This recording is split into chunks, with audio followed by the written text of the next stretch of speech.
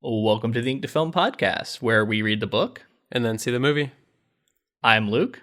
And I'm James. And this week we discuss Laeta Kalogridis' 2018 Netflix series, Altered Carbon. Now let's strap on our unicorn backpack and check in to the Raven Hotel.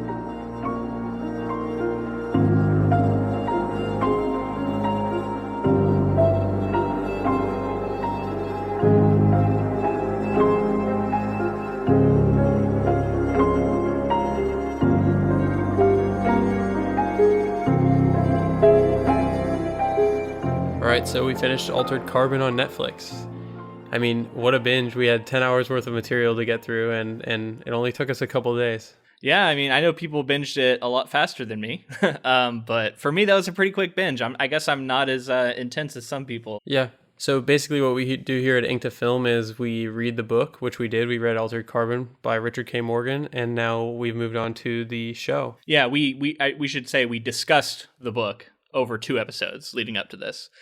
So if you want to hear our deep dive thoughts on the book, on the source material, that's the previous 2 episodes. But this we're going to focus more on the show exclusively, and then we'll just do some light comparisons probably, just because I think that's the perspective we provide. Right. So we're going to start with a non-spoiler talk. It'll probably be pretty short, and then we're going to jump into full-on spoilers. So if you haven't seen the show yet, this is your first warning. We'll let you know when we get to spoilers. Yeah, this'll be safe for you for sure. And we'll make sure not to spoil any big plot points and keep it to general stuff. So first off, I want to talk a little bit about Laeta Kalogridis. She is the showrunner. She is known for screenwriting and film producing. She was a screenwriter on Shutter Island. Other films include Alexander, Night Watch, Pathfinder. She also recently wrote a screenplay for the most recent Terminator movie, and she also does work as a producer. Have you seen the trailer for that new Battle Angel film that's going to come out next year sometime? I think so. It's the manga that's being adapted. I think James Cameron's involved in Robert Rodriguez. She's got those big eyes, right? Yes, big eyes. She was, I think she wrote a screenplay almost like 10 years ago for that film, and it's just been in development hell, like waiting to get made until now. Well, speaking of that, she purchased the rights to this film, or to Altered Carbon from Richard K. Morgan 15 years ago. And Wow. The word is she has been trying to get it made into a feature film, but Hollywood didn't like kind of like how explicit the material was, and so it wasn't landing anywhere. And finally, Netflix, ordered it made just last year, 2016. Or no, sorry, 2 years ago now. But yeah, so it's pretty recent development, but it's interesting that it's been kind of languishing for 15 years with like nothing really happening. Yeah, I mean, it's kind of a blessing for her, because for this kind of show to drop on Netflix now is kind of, it's kind of the first of Netflix's ventures out this far into adult material. So it's cool that it kind of worked out for her that she had to wait. In addition to Laeta Kalogridis being involved, Miguel Sapochnik, I don't know if you know if that name is familiar to you, but Yes, it is famous. I was going to mention the same thing. Yeah, he's famous for a couple episodes of Game of Thrones he directed. Battle of the Bastards, Winds of Winter, couple of like the big action set piece type episodes, right? Hard Home was the first one that Hard I was Home. like, whoa, that guy's special. And then we saw Battle of the Bastards, and I mean, just great stuff. Amazing, yeah.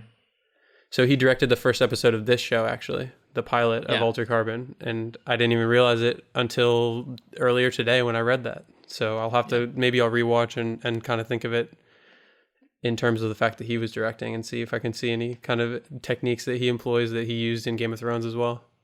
Yeah, when you binge something, it all tends to run together, right? Like it's hard to pick out what was exactly in that episode, in this episode, right? Right. That's actually a good point, because I wanted to mention that because of the length of the show, 10 hours worth, normally we kind of do a scene-by-scene breakdown if we can.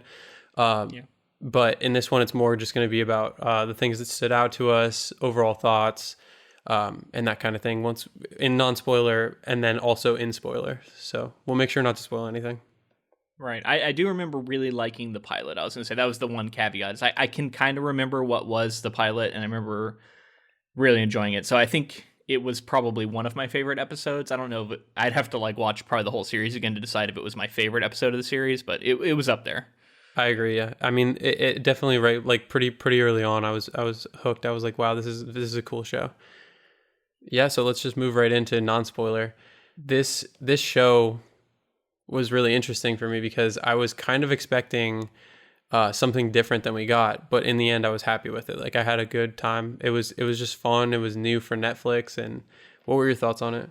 So I'm of two minds about this show. I am one part of me was totally geeking out about seeing this book that I really loved put to screen, and I think a lot of it was beautifully done. There was some really good performances, and that part of me was really happy. But then there was another part of me that was a little more critical, where I didn't like some of the changes that were made from the source material, and certain plot lines weren't landing for me. It was, it's interesting. I don't want to say it was all because of the changes, because one of the major changes they made, I won't spoil it, but it's there, there's a hotel and there's a big change with that. And I thought that was a fantastic change. So they weren't all, missteps, but there were some major plot changes that didn't land for me. And it's kind of unfortunate because I think it kept it from being what I think would have been a really good show, really great show, I should say. And instead it was just good.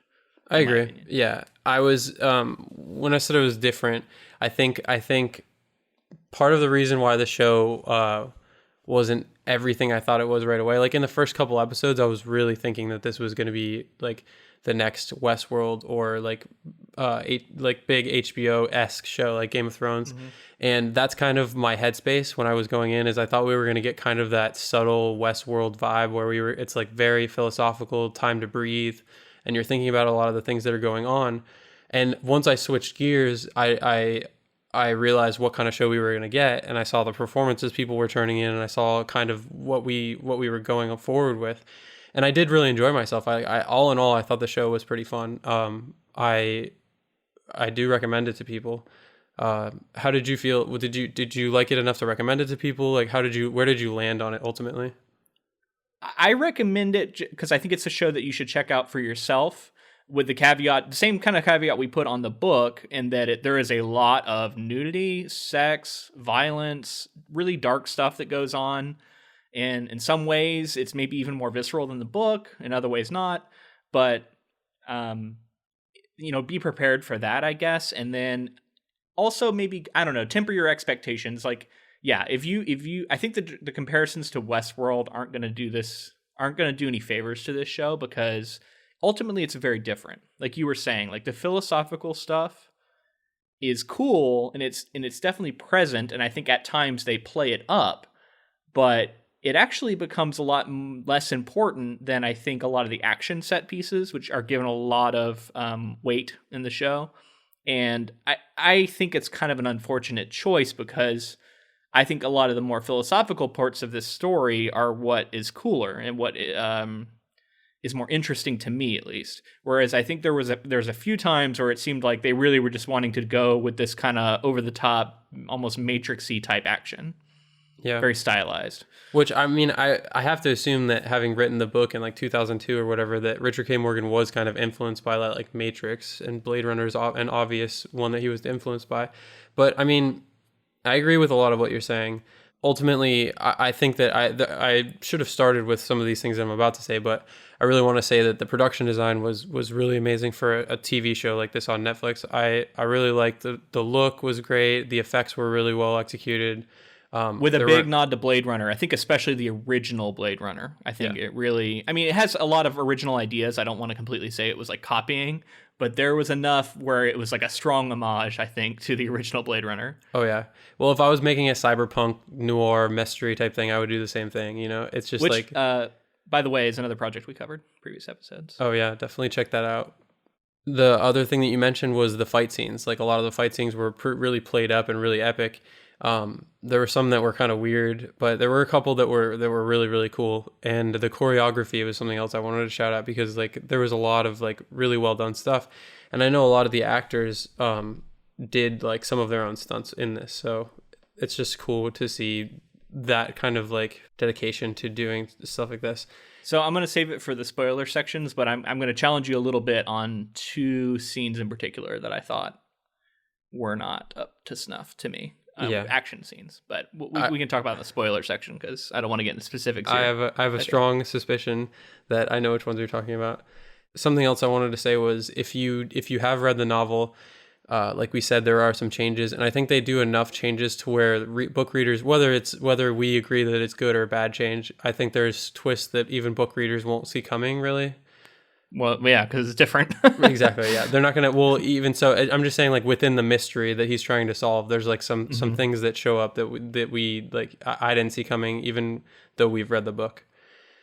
So I would be remiss to not mention that I watched this entire series with my wife, and she has read this entire series and all but one, I think, of Richard K. Morgan's other novels, and is a pretty big fan of his. And so I've only read Altered Carbon. So, you know what I mean? I'm coming from a more limited place. And she said there was a lot of Easter eggs and references to later books in this series. Oh, cool. In the Netflix series. But also I would say, was more critical of the changes. Now that could just be her, but she's someone who really likes to see things adapted more closely than this one was. Yeah. And she was even more frustrated with some of the changes than I was, without getting into specifics until we get to the spoiler section. Yeah. I mean, I can see it, especially if you have the other story in your mind too, like the stuff that continues on, like you're even more invested than we are after just reading one book. So now, I guess in a non-spoiler way to talk about it, I from a creator point of view, I guess I can see why some of the changes were made. Like I can see, I think there was an overall attempt to bring the story closer to our main character, Takashi Kovacs, and make it more personal for him.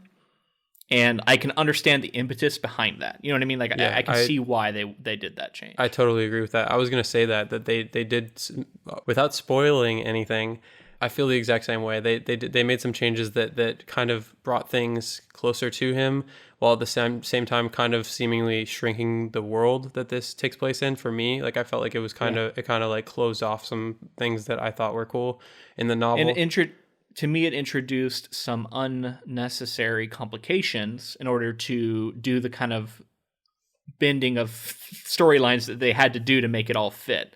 But we can't really, I mean, like, we're talking about it in really oblique ways right now, so we should probably just get onto the spoiler section and we can talk about things more specifically. Yeah.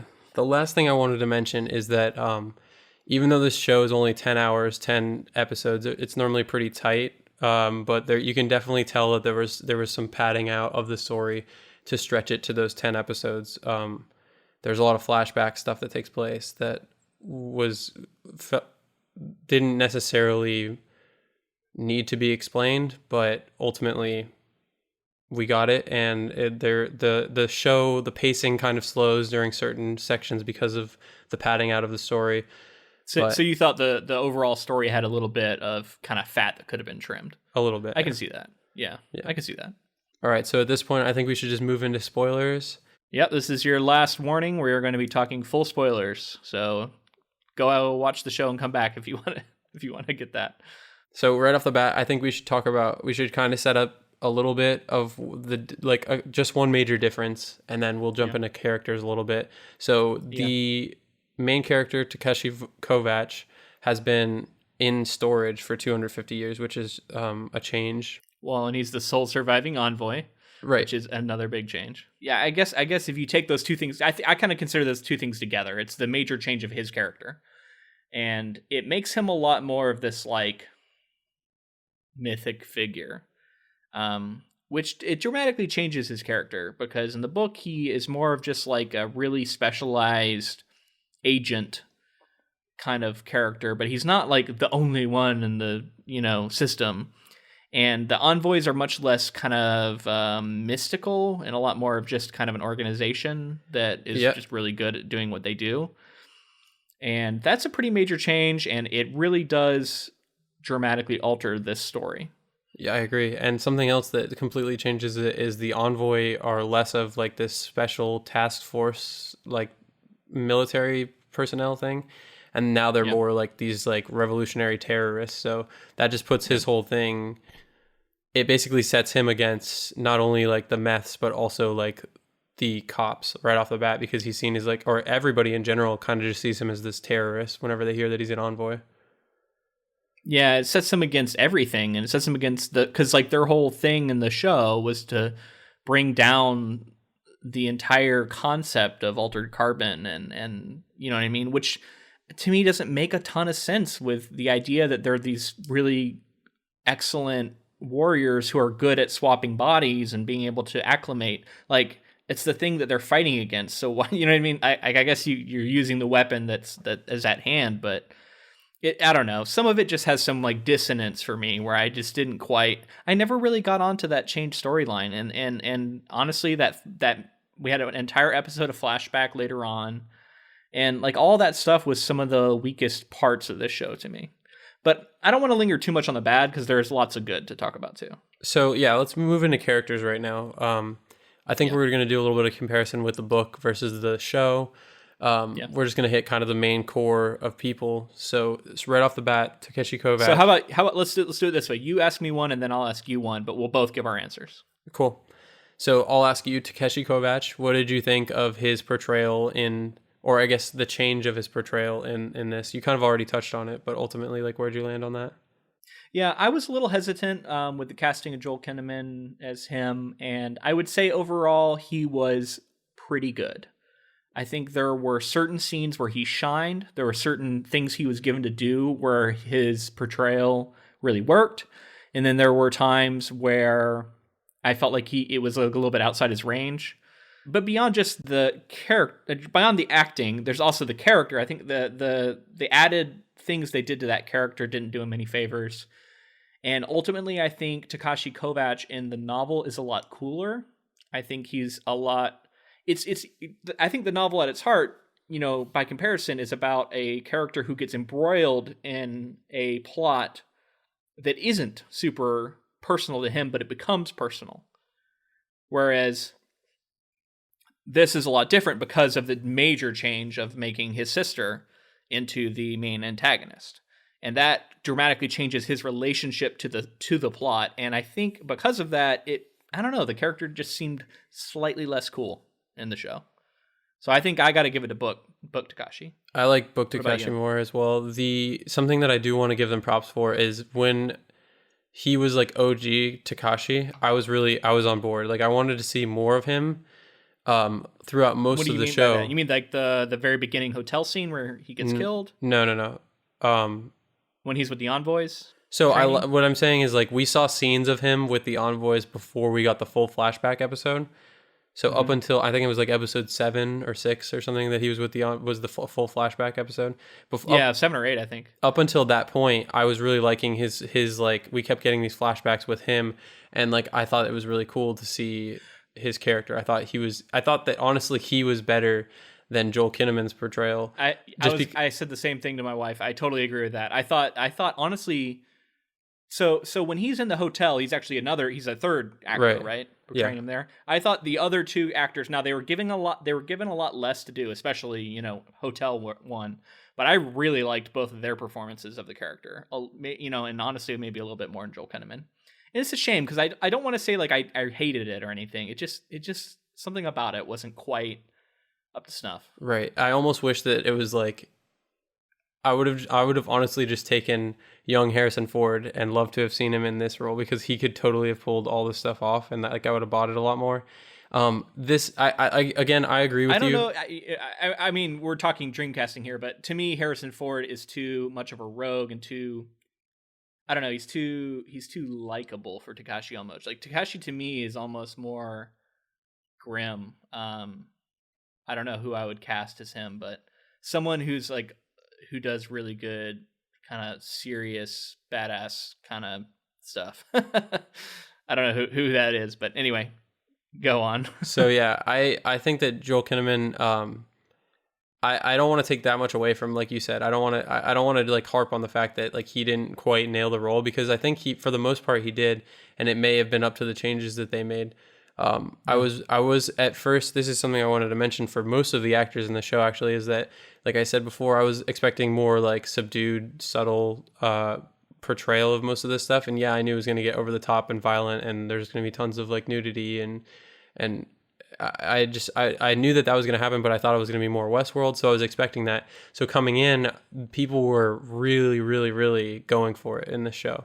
A lot of the actors were going like just giving it their all, and it's not a bad thing, but in some ways it's just not as like there's not a lot of subtlety to it. So there were times when he was more subtle in his portrayal, and I was really into it.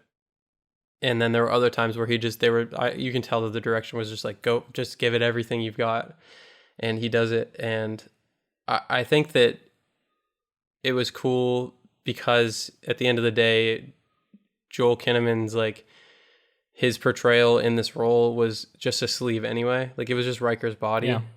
So visually, it was like, I don't know, it's hard to break the character from the actor at this point, but basically like, that's how I see Takashi, even though I know that that's not really how he looks. So if we do carry forward with another season, it won't be in his body. So it'll be interesting to see a different like actor portray this and see if like they really key into like his mannerisms, or if they try to do exactly what he did, or if they give it their own thing. Yeah, that will be really interesting. But before let's talk about another character. I'm going to ask you, Kristen Ortega. What'd you think of her? So I liked. I think she's the main example of the character that I thought was going for it the most.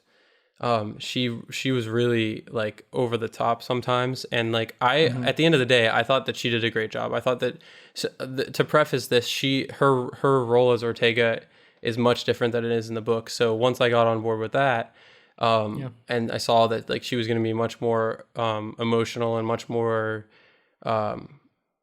kind of linked together with Takashi, like right off the bat, they had more chemistry. Yeah, I thought she did a good job. And something that I specifically wanted to mention that I didn't mention up to this point, I should have mentioned in non-spoilers, was I loved the thing about this show where we were getting like fluidity of language. Like we were getting people like switching into like German and Spanish and Russian, and I think, and Arabic, and there were just different like dialects, and I thought it was cool because we're in the future. It's just become, I don't know, languages become more fluid, and it was just cool to see that representation. Yeah, for sure. And so my thoughts on Ortega are similar to yours. It's interesting because I've seen some reaction on Twitter and other places where a lot of women seem to find her annoying, and like her, like she's too angry all the time, and they find that like annoying. And like, I guess I can see that, but it didn't really bother me. So I don't know what that is, why it seems, and I don't know, it's a small sample size, I guess, but I just ran across several different women on Twitter, and you know what I mean, who are saying that they thought she was too angry all the time and it was annoying. I don't know what that means, but take that for what you will. Yeah, I mean, she was very emotional throughout, and that might be due to writing and direction or whatever, but it didn't bother me that much. Like I said, I actually really enjoyed her portrayal once I kind of got into it and realized what, like, this kind of the vibe of the show. So I think the next one I want to ask you about in the characters is Bancroft, Lorenz Bancroft. What did you think about Lorenz Bancroft? I think he is a highlight of the show. And, I'm going to see if you agree with me, but I think an interesting character in the book was elevated by the performance, and by some changes. Actually, I really liked some of the additional details, additional scenes, things like that we got out of him. And I'm going to go ahead and lump in Miriam, although I think she is worth talking about separately. But really, the entire Bancroft family, the entire Bancroft storyline, I thought was superior to the novel, because of the attention and detail given to that world and to those characters. And do you know the actor's name who played Lorenz? James Purefoy. Yes, that's right, James Purefoy. Yeah, I think he knocked it out of the park. Like, he just plays that role so well. I don't know, he's so classy and refined, and he was perfect for the role, perfectly cast. I agree with you. I think that I like him more than I liked him in the book, and yep. he was worse to me in the book. For some reason, he was really, really bad, and I didn't like him, but I detested him even more in the show, and I thought he just played like a really good villain, and it seemed like he was like, I kind of wanted him, even though I knew how the story played out, I kind of wanted him to be the villain throughout to the end because, and we'll get to her character in a minute, but I felt like Raylene Kawahara was kind of just, I thought that her character was less interesting than it was in the book. The whole, as far as the whole, you were talking about the whole Bancroft like family and their story. I thought that was really cool. Specifically, the thing that I really liked was the thing with the secretary, that how that all turned out. But I will say that the thing with his son, you mean the lawyer? Yeah, sorry, the lawyer. Yeah, I really liked the stuff with the lawyer because he was like actively chasing something, like trying to become one of them, and I thought that was really interesting. But the thing with the son, I didn't like as much. I kind of wish that wasn't in it, just because I do like the idea of like more of his family being involved and reacting to this guy, and the way that he's like, 300 however many years old, and he like what it would be like to be a son. And I thought it was interesting that his son was like doomed to be a child forever, but ultimately him stealing his dad's body, I didn't really think was that cool. Or I mean, I guess I just didn't think that it was necessary. Yeah, and some of it, like, I think some of it was used to introduce the clone, like the quick printer clone thing that they end up using later, which is another change. But before we get into some of those plot changes, let me ask you about, I'm gonna lump them all together, I guess. The Elliots overall, how did you feel they compared? So I liked Vernon Elliott. I thought that it was cool that he like became part of the team and he kind of built up this team. I thought that was cool. I really liked the idea behind Miss Elliott being cross-sleeved. Like, I thought that was cool in the show. I thought that was cool. That was fun. And I did like Lizzie, but I don't know how I felt about her being like the thing that saved the day at the end. Yeah. Like I also said that I agree with you on all counts, except for I maybe even a little more harsh on the Lizzie stuff. I thought the other two Elliots were good. I thought Vernon being more integral and more of kind of like a buddy was cool. His interactions with Poe was great, who we haven't got to yet. Yeah, I think Lizzie, her storyline was changed, and it was became a story about kind of remaking her into this badass who could fight for herself. And then that badass, like in the very final episode, plays a pretty pivotal role.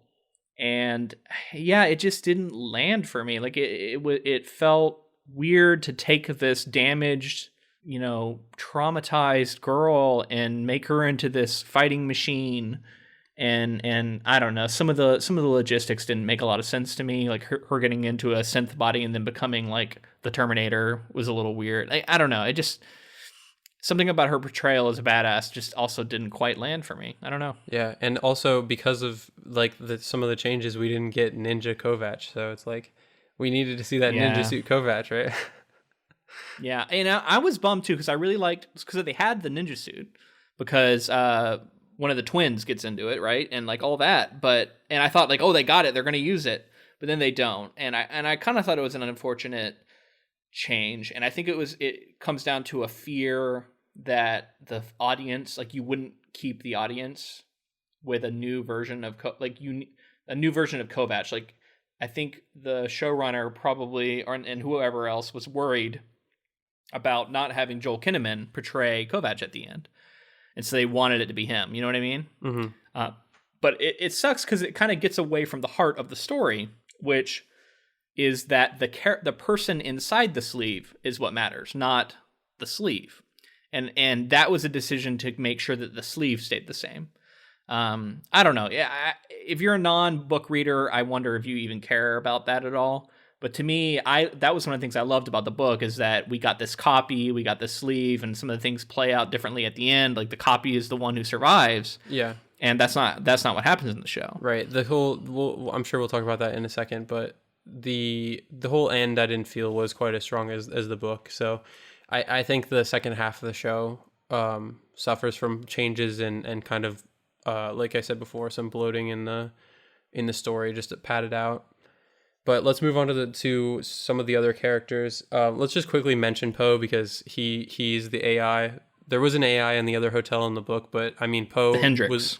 Yep. Yeah, Poe was literally my favorite part of this show, and I wanted to ask you something specific about him.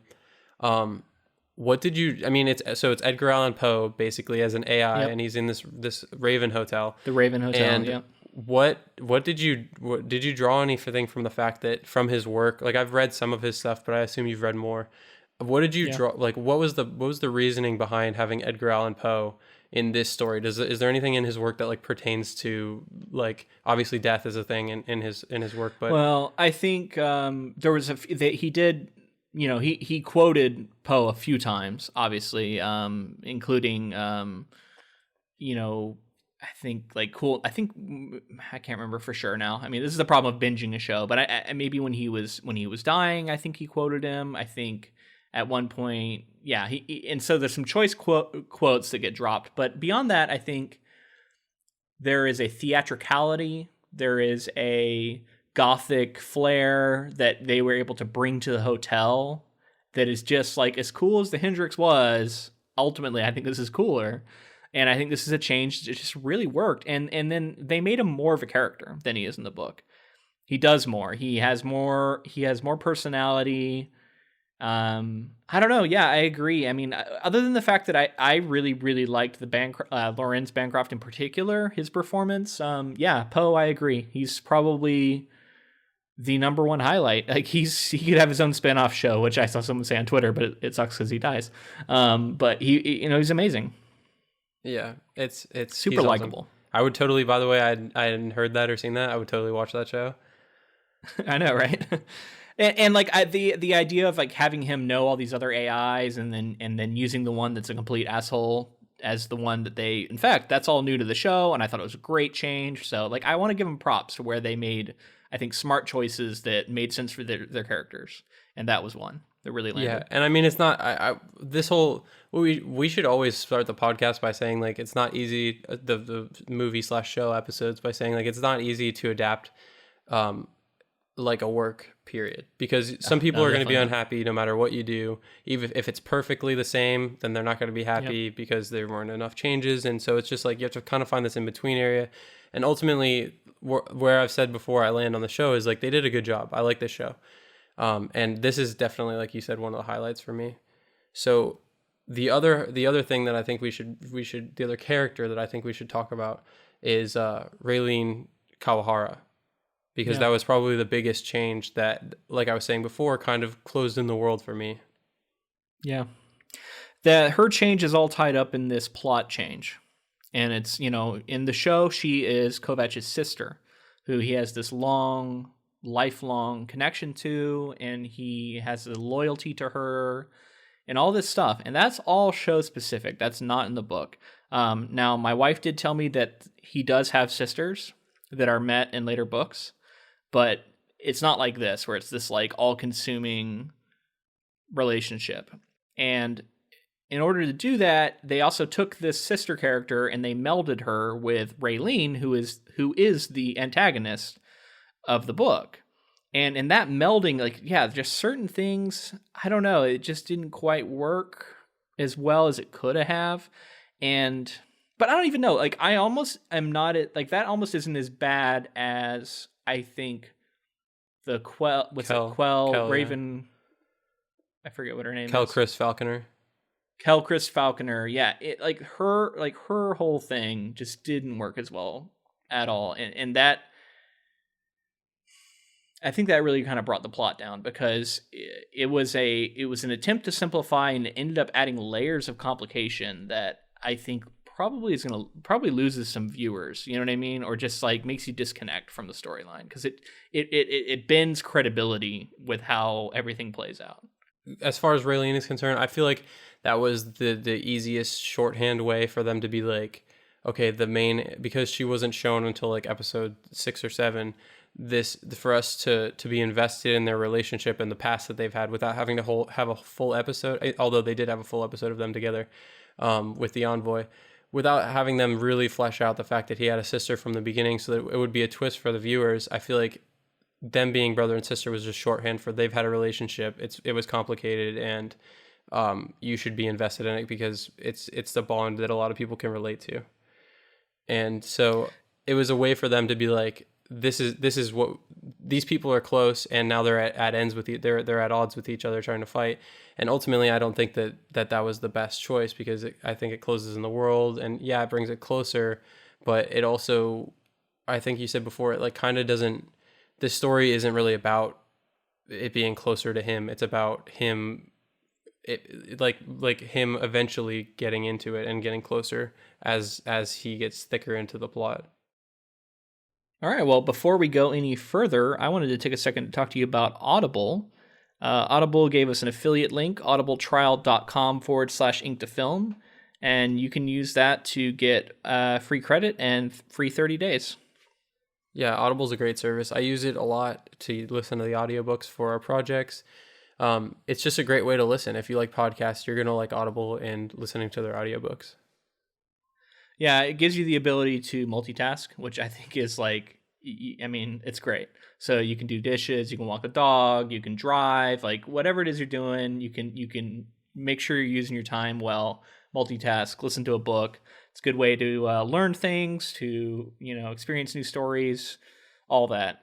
And I wanted to go ahead and mention, so right now they are having a special sale for members only. So you'd have to sign up using our link. But if you go to the sale, it's for mysteries and thrillers, which I thought was appropriate for this book or this show, because it is a mystery, right? Like it's solving Bancrofts murder. Right. Yeah, it definitely fits. Yeah. So the sale they're having right now, now when this episode gets published, it'll be on Thursday, which will mean you have 3 days to make use of this sale.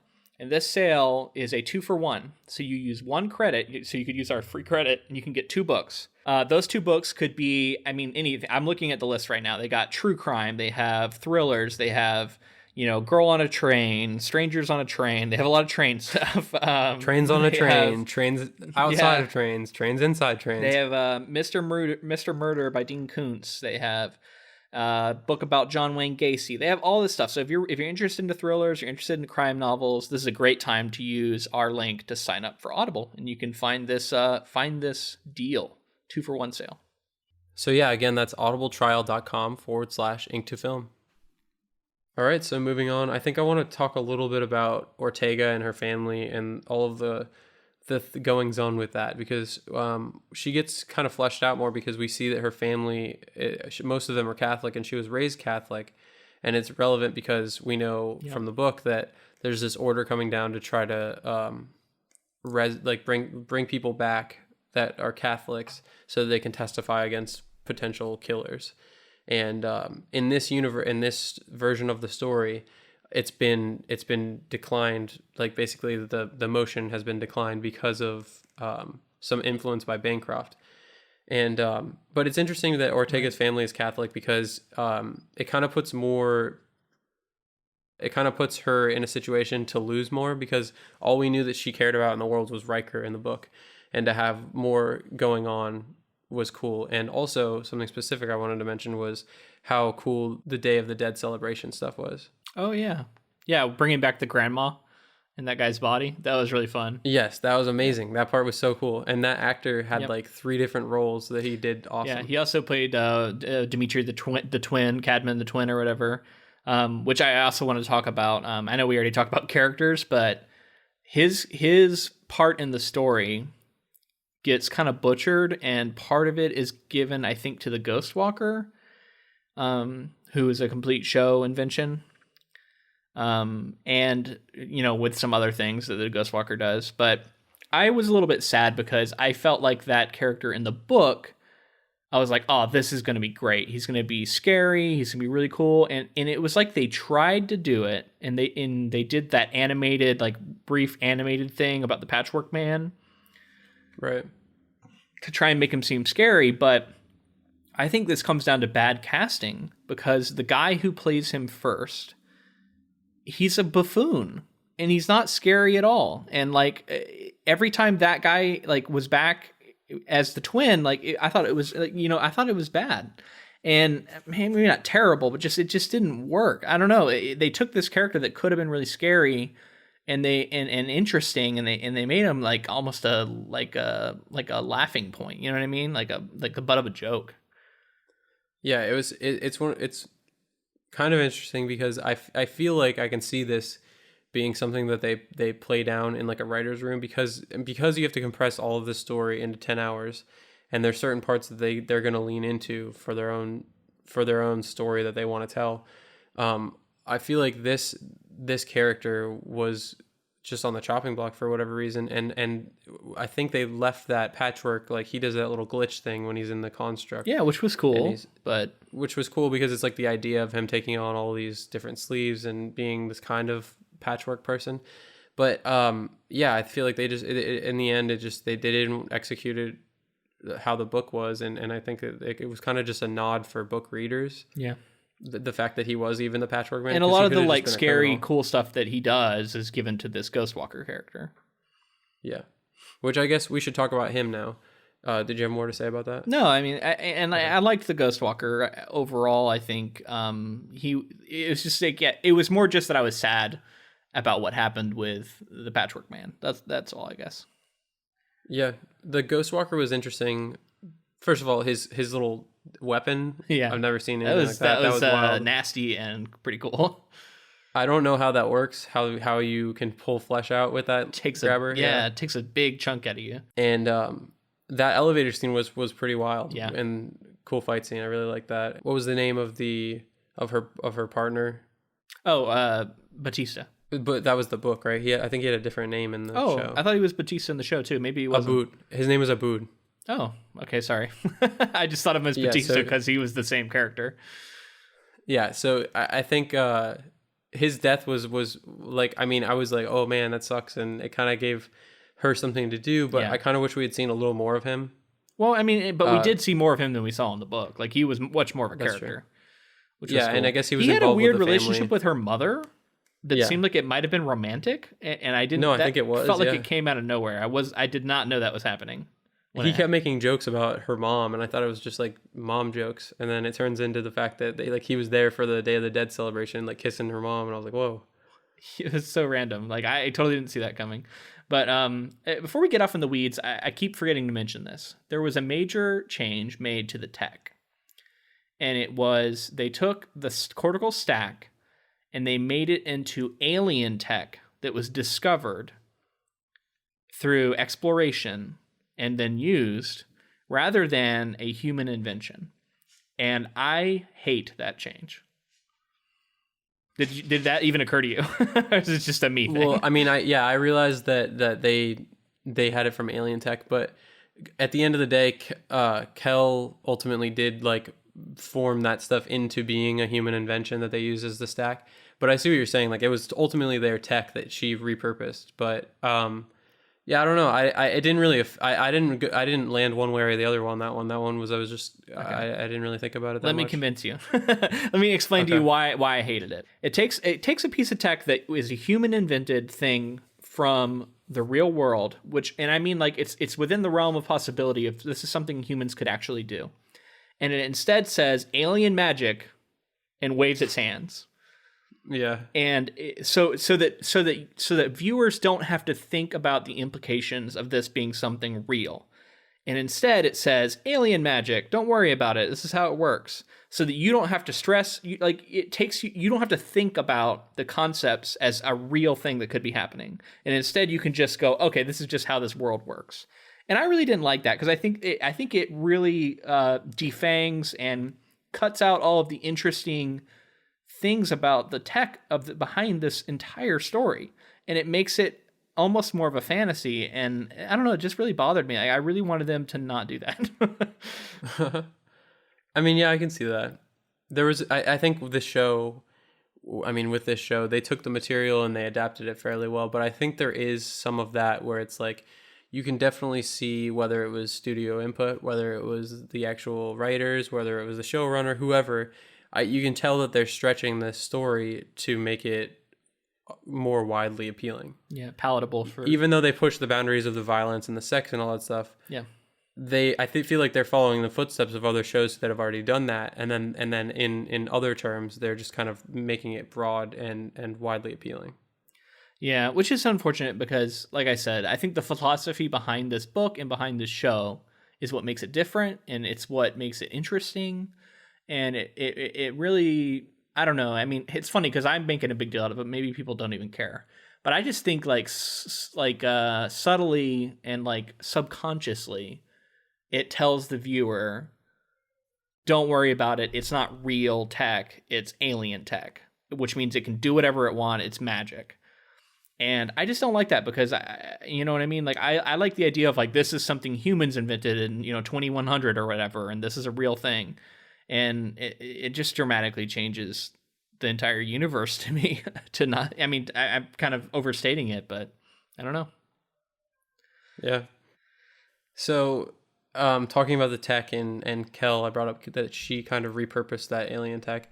Let's talk about Kel and the Envoy, because they were this, in the book, like we said before, they were this task force, some sort of military trained task force. And in this, they become this more terroristic group of rebels who are just trying to bring down the system.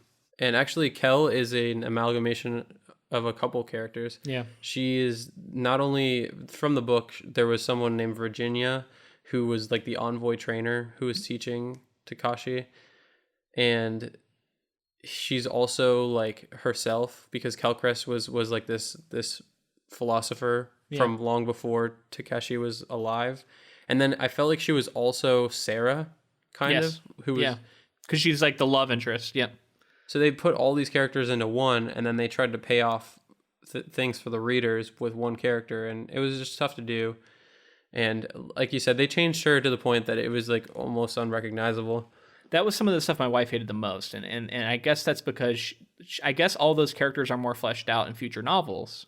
And like Virginia Vidora, I think is her name, apparently is a really cool character in her own right, and she just gets absorbed, and so yeah, it's kind of unfortunate. And I think that's where I say like it starts to stretch credibility that, he met the envoys, and then he fell in love with the head envoy, and that she is also the person who trained him, and she is also all these things. You know what I mean? I don't know. I don't know. Everything's so centered around him, whereas it was before, it was like him coming into this world that he didn't know much about. Exactly. Yeah. I don't know. And it's kind of unfortunate because I think just subconsciously we kind of go like, really? Like for certain things, like, and like the fact that his sister is also the main bad guy, and she's behind all of this, and she was also caught up in the same thing. Like, I don't know. So I alluded earlier to the 2 action sequences that didn't land for me. Now I do want to say overall, I thought the action was good. I think for the most part, it was good. I liked that a lot of the gunfights were really cool. I thought that the design of the Praetorians was a little nod to the Crisis video games that Richard K. Morgan writes for, because they look like the main characters from that. I don't know if you noticed that. Yeah, I can see that. There was a lot of cool stuff like that, but you said you thought you could predict them, so I'm going to let you go ahead and try and see if it's the same ones. So I think I know for a fact that one of them is the anti-gravity fight. Yep, absolutely. I think it was really bad. That's not how zero gravity works. It was bad. I liked the idea of the married couple fighting to death. I thought that was really interesting.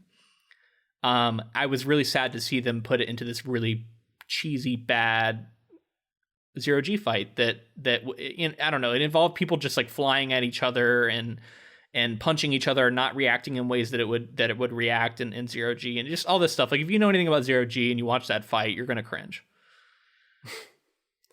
Yeah.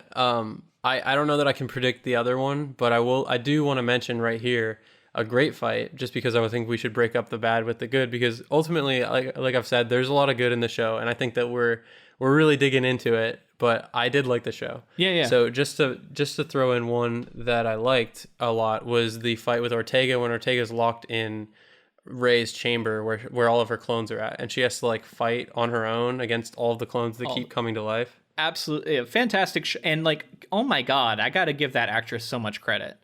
Have you seen Eastern Promises with Viggo Mortensen? I haven't seen that. Okay, so it's not a spoiler because it was one of the major things in the trailer, I think, and I won't describe like what happens in the scene really, other than the fact that Viggo Mortensen has a prolonged fight scene in which he is 100% naked, and it shows like everything. He's flopping around everywhere while he's fighting. You know what I mean?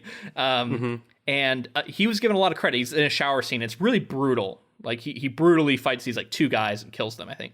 But And it goes on for a really long time. And then there was all this stuff about how hard it was to shoot and like how like he had to be on set naked for like so much time and all this stuff. That had to be like, there has to be some similar stories here because she is naked for the entire fight. The one who plays Raylene Kawahara, and I should know the actress's name, but I don't. Her name is Daishen Lachman. Okay, yeah. So she knocked it out of the park, and I think she played confident, and you know what I mean? She's so confident in her own skin. She was scary. She just kept coming, and yeah, she really just like went for broke in this scene, and it was really good. I agree with that. Yeah. And also, like, just to throw another one in there, I like the fight early on with Takeshi. It's like in the first episode, like right away, where like the first scene of the show or whatever, where he dies and he's like shoots through the wall and like all that. Oh yeah, that was really cool. And yeah, that's Miguel Sapochnik right there. Yeah, that action was really well done. I agree with that. So my other big problem was the sword fight between Takeshi and Raylene at the end in the final episode.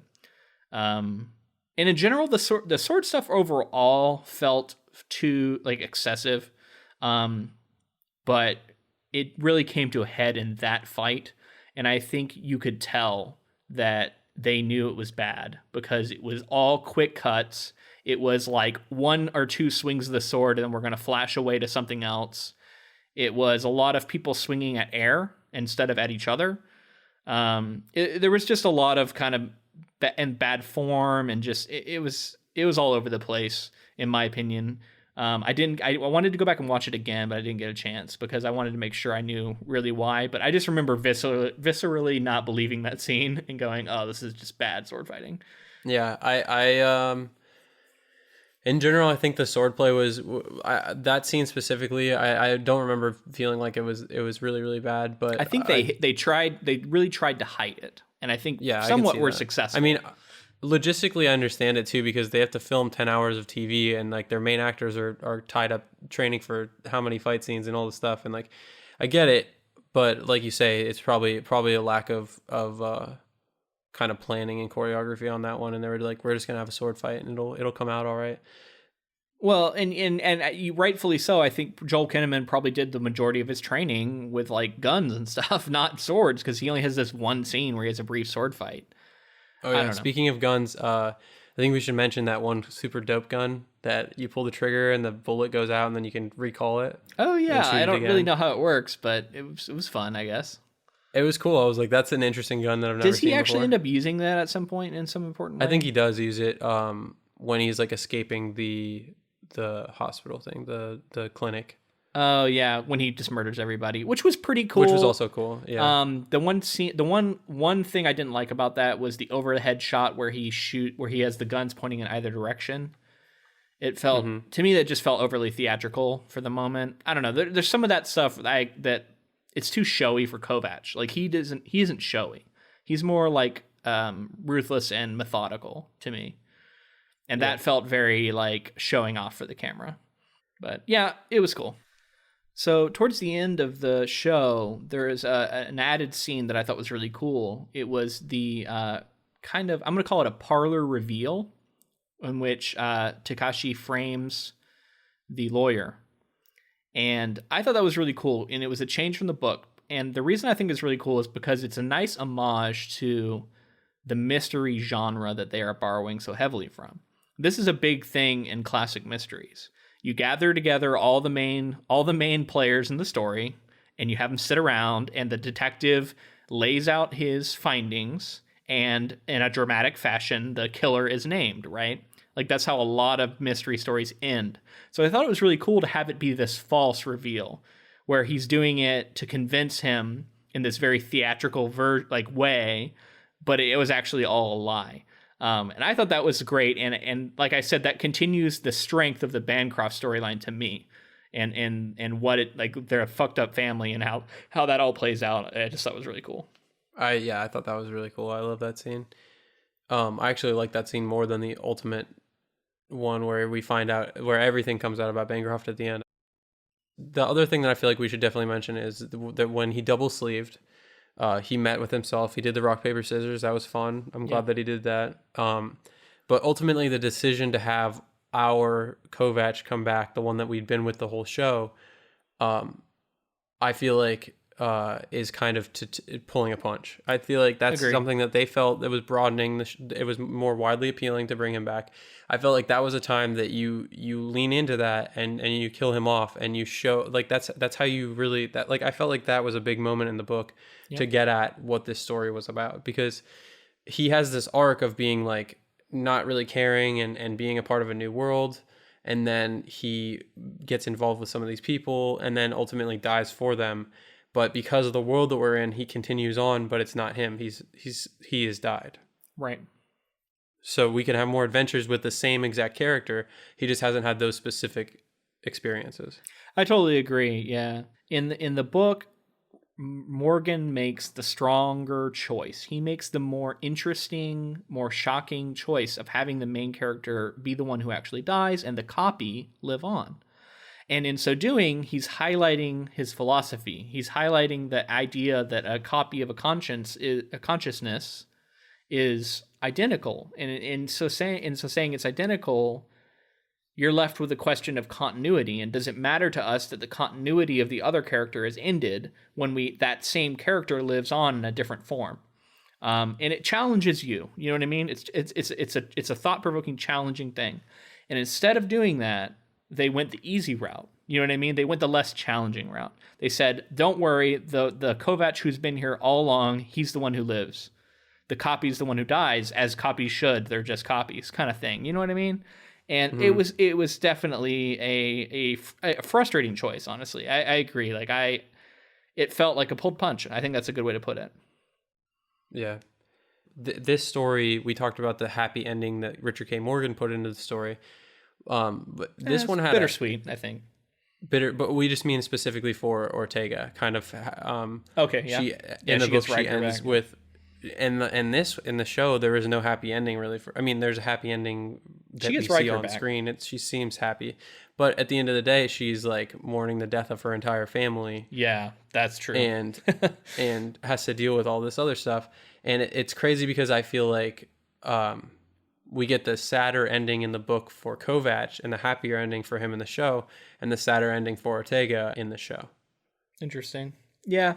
So I just thought that was something worth mentioning, because like it seemed like they pulled a punch there with the Kovac being the one that we'd been with all along, and then made Ortega go through way more, because she now has all of that family that they introduced to us, who we came to actually like. They completely murdered and killed off. So I guess it was a good device for what they wanted to do in the story. Yeah. And so I wanted to ask you, what about the actual way the Raylene stuff ended, with him staying with her by choice and holding her as the like station goes down and all that. I don't know. It was pretty different from the book. But she was also a very different character. So overall, like, you say first, like, what did you think of that? I think for him, it hasn't been as long as it had been for her. So for him, he's losing the sister that he still knew somewhat, and he like, even though she's doing all this evil stuff, he still wants to be there with her, because they kept talking about family forever and all of that stuff. So in the end, he chose to stay with his family and like make good on his promise that like he would be there till the end, basically. And I actually like that he stayed there. But like, I can also see somebody looking at the show, and when Ortega was like banging on the door and telling him to go, and he was like, no, I'm not going to go. There was really no reason other than his own kind of like moral compass was telling him to do it this way.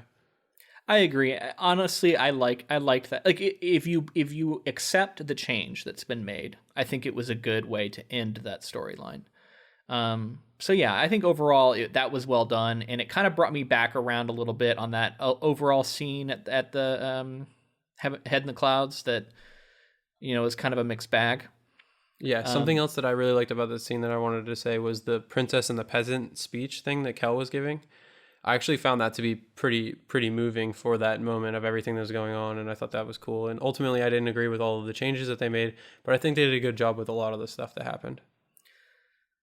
I can see that. I kind of fell a different way on that.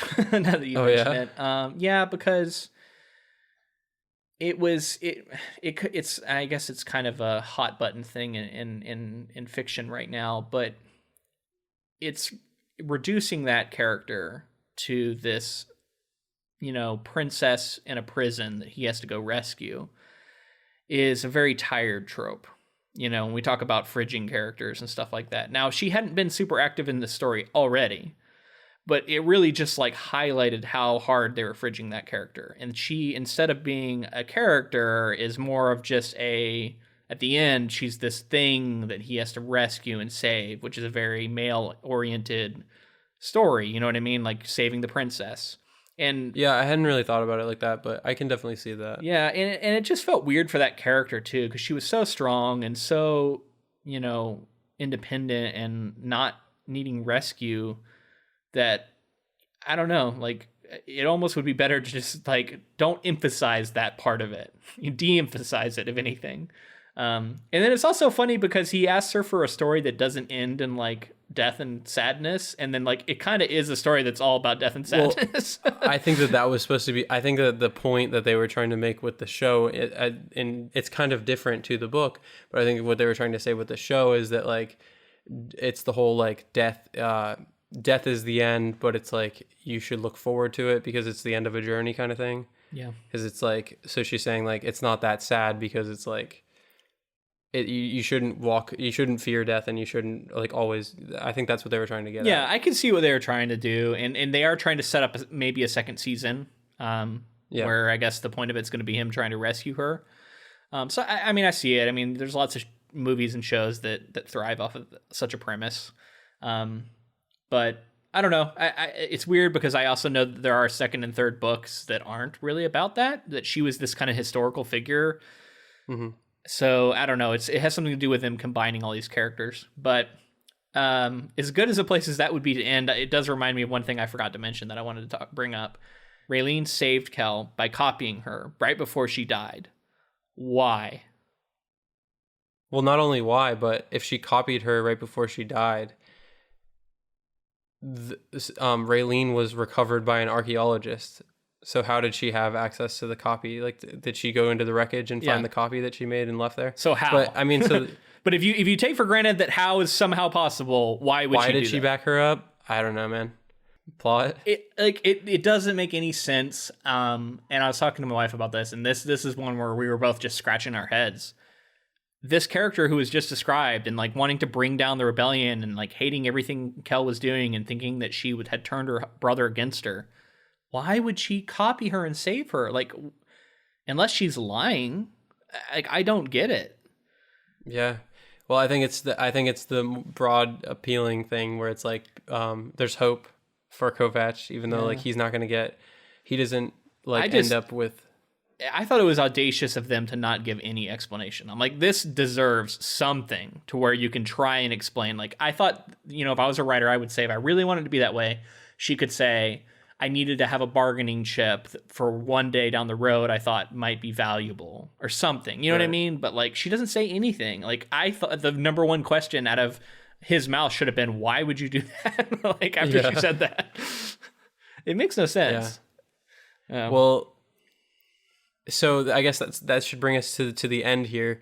Do you, I think that we both agree that there will be a second season, right? I don't know. They haven't announced anything, and it feels like there could be. I know that I think. Well, I guess I should have said. Does it feel like they were leading into a second season? It feels like we don't know for sure. Yeah, it feels like they were setting up a second season, but from what I understand, a lot of the critical reception has been pretty mixed, much as this podcast has been kind of mixed. It's a mixed bag, and it'll be interesting to see if it's something they decide to renew, because I don't think a decision has been made yet. Yeah. I have a feeling that it will be renewed because this is the only type of show that Netflix has that's like this, where it's like I said, that full-on adult content. So, and ultimately, like seeing what Netflix has done so far, there have been plenty of shows that haven't done well. First of all, they don't even release their metrics, so we don't know how well the show's doing. That's true. Ultimately, like things that people come out and say are not great. Netflix will come out and say, well, why did everybody watch it then? Why did everybody? Yeah. I mean, they're making another Bright, right? So exactly. So it's like we don't know their metrics, so we don't know how it's doing. But I'm assuming a lot of people are going to watch it because it's Netflix, and people watch new shows on Netflix. And if it gets enough into the zeitgeist, I guarantee there'll be a second season. I almost guarantee that there'll be a second season just based on the fact that it's Netflix, and they'll be like, well, you're getting a second season anyway. Yeah. Which brings me around to, I guess, what I do want to say about this show in general, and I want to ask you about your kind of general thoughts about this show. And I think for me, it was a fun show. I geeked out seeing this world come to life that I really loved, this novel come to life that I really loved. There are parts of it that shine that I'm going to think back on fondly, like Poe and the Bancrofts and all this stuff. But ultimately, like, I have a feeling that when it comes time for the end of the year, if I was going to make a list of my top 10 TV shows of the year, this might not even make that top 10. There's just too many things that hold it back as much as I enjoy it. And like I said, so like I do recommend it, but I don't go in expecting it to be your favorite show of 2018. Because I just think we have a lot in store for us that's going to be better than this. Yeah, I don't think that I could say that it's going to be in my top 10 either, but I think ultimately I land a little more positive on it. Not that I loved it completely, but there were definitely issues with it. But I had a good time all the way through. Even the parts that I felt like were dragging were interesting and fun. More than anything, having read the book first obviously changed both of our perspective on For sure. on this. And I think that like you said, I do recommend it with tempered expectations. And if there's a second season, I'll definitely check out the second season and see what they're able to pull off over there. I would really love to hear from our listeners who didn't read the book, which I know is probably only going to be a select group, but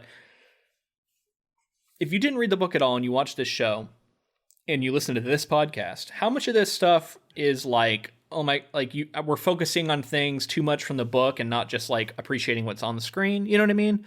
Like I want to know that non-book reader perspective. But on the other hand, I think I feel like I was geeking out and loving things that otherwise maybe wouldn't be as loved if you hadn't read the book. Like I was so happy to see certain parts of the book come to life. Yeah. So I don't know. I would love to hear feedback from some listeners, especially those, or any listener wants to write it back, we welcome it. But especially those who maybe didn't read the book, because I'm really curious to know what you thought of the show. And hopefully, if you really enjoyed it, we didn't, make you sad, because we did ultimately enjoy it. It just wasn't. I mean, at the end of the day, it's a quality TV show. Like it's better than a lot of other shows that are out there that are going on right now. So it's fun, and if you have any, I think it was daring in a lot of ways too. Like it really pushed the envelope in a lot of ways for Netflix and for TV in general, and I liked that for sure. Yeah, and I love to see. I mean, I have a vested interest in this, but I love to see these kind of projects coming to life too. Like this, a book like this getting made into a show with this kind of material is just. I'm loving what I'm seeing out of Hollywood right now with this kind of stuff, and I hope they keep doing it. Even if it's not always a 100% success. Yeah, you got to take risks. You got to swing for the fences. Exactly. It's not just another Marvel spinoff or something, which I know you like Marvel, so I don't want to shit on it. But not that Marvel spinoffs are bad. But there are a lot of comic book shows out there, right? Like it could have just been another one of those, and instead they tried something more risky with this book from 2002. I think it's more than anything, you got to know kind of what you're getting into, and if it's something like this. You kind of, like I said, I readjusted to the show. I expected something, I readjusted, and I still enjoyed myself. So I want to try something different this time, and I'm totally springing this on you, but I thought it might be fun. At the very end of this episode, let's both say whether or not we think you should watch the show, read the book, or do both.